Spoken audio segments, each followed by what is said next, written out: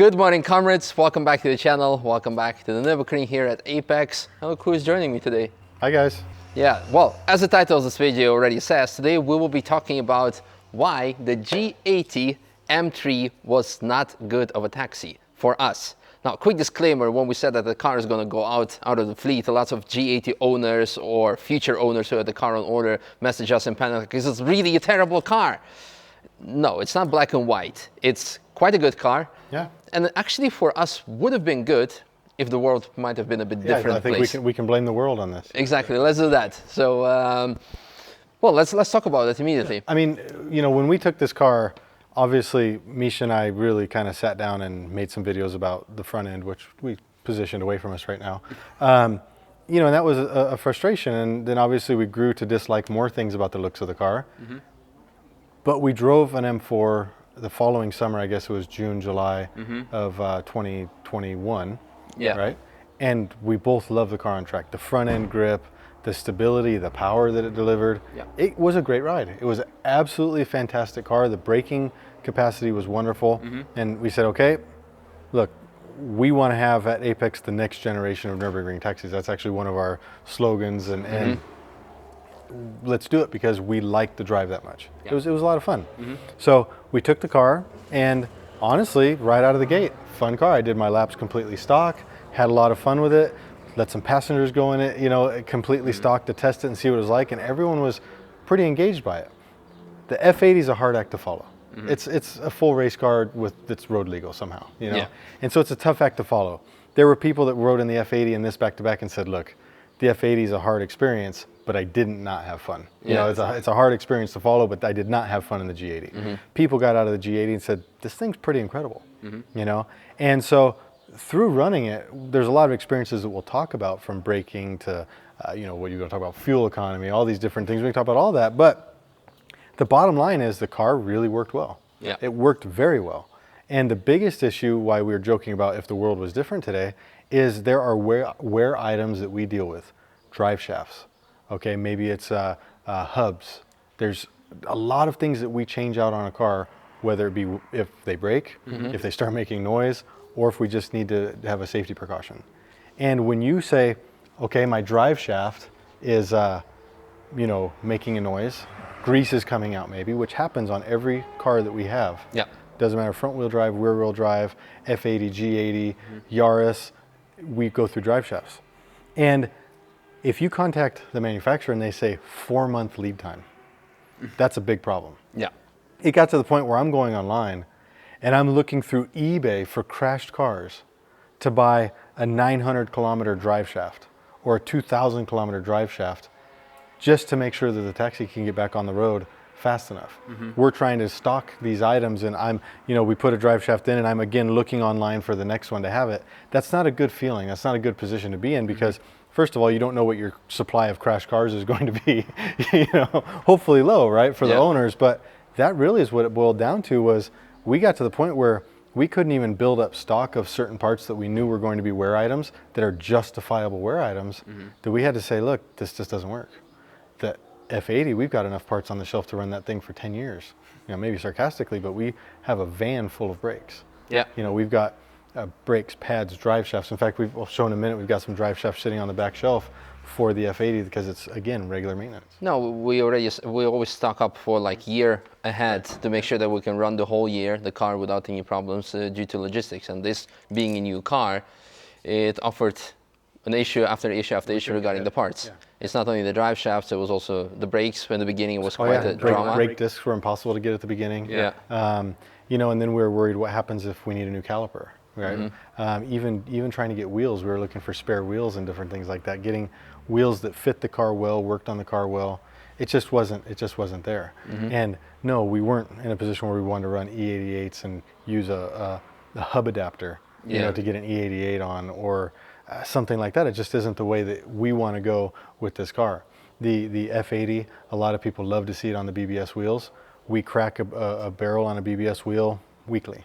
Yeah, Okay. it was 30,000 a year on wheel costs. I don't know if it was that high, but it was up there. We spent a lot of money on wheels, probably with buying new wheels and then maintaining them. We spent a lot of money. But if we crack a barrel a week, that means downtime, taking the wheel apart and everything like that, and that's also not what you want to do.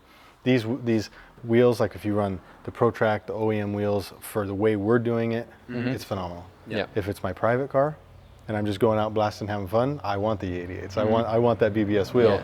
But from a business aspect of needing to run 30 laps in a day, you crack one barrel, you're swapping wheels. Even that wheel swap could mean you lose 2 laps. Yeah. And that's a problem. Yeah. It is. Let's go quickly over the components that we had changed, and maybe people find interesting what the usual lifetime of these things were.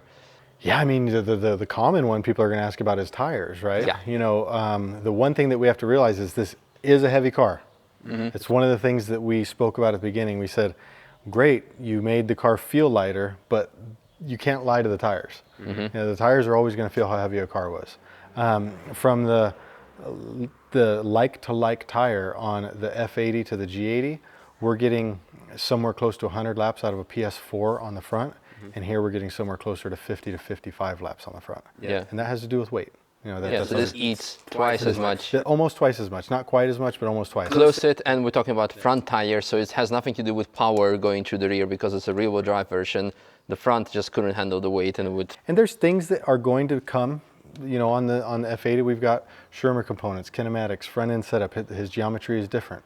Those things, when his kits are 100% finished, that will improve that. Yeah. We're not an engineering company. We're not building, you know, a new design kinematic for this car from day one. That's not the area we want to go with this. And ultimately, those things will happen. It will make it better. But no matter how good his front kit is, this car is still going to be heavier. So you are going to wear your tires faster. The rear tires were comparable. Let's say if that got 110, this got 100. So we're not gonna complain about that. Yeah. That's not gonna be so much of an issue. But the next big thing you think about is brakes, and that's where the tables completely turn. And you say you can't lie to the brakes. The car is going to be heavy, but you have surface material, you have cooling, you have different matters like that. When we started out, the stock brake pads, I think they went 10 laps. They were gone in. We're literally talking an hour and 45 minutes. The car comes in, brake pads are done. We weren't surprised. We just said, let's just finish them, right? So that was the stock brake pads.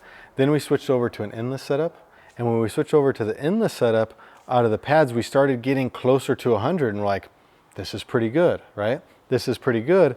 But we were noticing that the brakes were very hot. Because the F80, I keep pointing here because it's right there. The F80, we were getting a little over 100 laps and maybe sometimes 120. And we're saying, this is a nice target to be at. So come back here, I'll show you something. Or I can grab them real quick. This is a brake cooling system that George actually made, and we tied it in to the front air dams up here, and these connect to behind the disc and everything. And what happens is this is actually bringing cold air onto the braking components. Okay, and when we put this on this car, we went from getting about 110 laps out of a set of brake pads up to 170 to 180 laps out of a set of brake pads. So it's even better than. I mean, it's phenomenally better than the F80. And that was simply with brake cooling. A lot of people don't realize that in your braking system, weight is an enemy, but more than weight, heat. Yeah. Weight obviously creates heat because you need friction to slow that mass down. But the issue is, if you can keep your braking components cool, you can make them last a long time. That's carbon ceramic brakes last on a car 300,000 kilometers if you drive on the road, right? That's because they never get hot on the road. Yep. So they're just making friction, no problem. They're not actually wearing. The minute that you get a carbon ceramic brake hot, it actually starts to burn and burn down the components inside of it, and that's what wears a carbon ceramic brake down. So on the track, you could kill them in a day, and on the road, you could run them 20 years. So brake discs, that's the next thing that we have. Same exact thing. Our first set of brake discs, we had cooked at around 150 laps. We put the brake cooling on. The next set of brake discs went over 350 laps. So we were doing about 2 sets of pads to 1 set of discs with the brake cooling. That was 350 laps for the discs, and we would end up at around 350 laps for the pads. And that's a phenomenal. I mean, that's amazing when you're thinking this thing's rolling over 2 tons. Better ratio than McLaren. Oh, far better, yeah, far better. And this car's not light. This car is not light. So what happened is, if I'm honest, this car probably operating cost half of the F80. Okay. Maybe less. Maybe less. We had very few component changes. I'll tell you, the power is very strong in this car, consistent, not one check engine light. The transmission never acted up. Even with the hot summer that we have Well, here. we had some very warm days that this car was running. It never acted up. So this car, I have to say, is a very robust package. The front axle, if you're going to run a fully loaded car with people, you are going to notice a lot of front end tire wear. If you say I'm a track guy and I want to do some things, and you do like a Shermer kinematics kit, or you go in that direction, that's going to help correct it, and you're going to be able to mitigate that. If you go and strip your interior out, put a cage, and get rid of some weight, you're going to be in even better shape. Yeah, for sure. Yeah, unfortunately, it's just not meant to be at this point. Not at this point. And you know what's funny is people might watch this and say, "Oh, well, look, I can go online and order a drive shaft now." You know, that could be the case, but we've obviously made this decision a couple months ago. Yeah. You know, we made this decision a couple months ago when we couldn't get these parts, and when we make those decisions, we have to move forward with that decision. So maybe this video is late. The information is accurate, but the videos came a little bit later. But really, the last set of drive shafts I tried to order were, they said they weren't going to be delivered until middle of October. So that gives you an idea. We're not in the middle of October right now. No, the car would have been hard parked and Yeah, exactly. didn't do much with it either. No, but for the rest, it's been a good car. Honestly, it's a really good car, and yeah, I'm never gonna. You're driving this daily now. Yeah, So what do you I think of put it? 5,000 kilometers on the road. Took it to Italy, drove it all over the place. We're gonna drive it to Poland in a couple weeks to a wedding, and then back to Italy. I think I'll have put, by the time we get done with those trips, I'll have put probably a good 12,000 kilometers in 3 months on it. And it's a great car. It really is a good car. Tons of power. You know, speed limiters at around 180 miles an hour, which is where the E92 was, the F80 was, but this gets there quicker. I mean, not even comparable, you know. On the Autobahn, if you want to just sit at 180, you can, and it just drives flat, it drives smooth. That's where the weight comes in and actually feels nice, you know. Comfort-wise, tech-wise, everything there. I'm an iPhone user, so the Apple CarPlay wireless, I get in and everything's already on there. The interface for that is fantastic. You know, it does everything I need and more.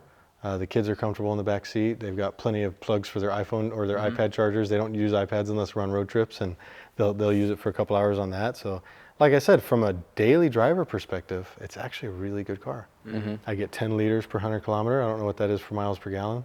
I can put that right here. But, you know, it gets 10 liters per 100 if you're just taking it easy. I'm sure you could do better. I'm not trying, but I'm just cruising.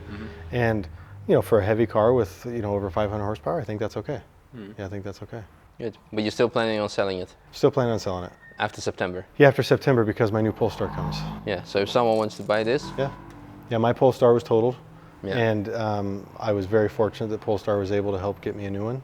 So that'll come next month. Actually, I think in 2 weeks it comes. And so when that comes, then this will go up officially available on the market. yeah, Yeah. cool. Well, I think that's kind of covers it. Yeah. There's not much more. Obviously, I would like to hear your opinion, especially from people who drove both or had experienced both cars, the F80 and G80.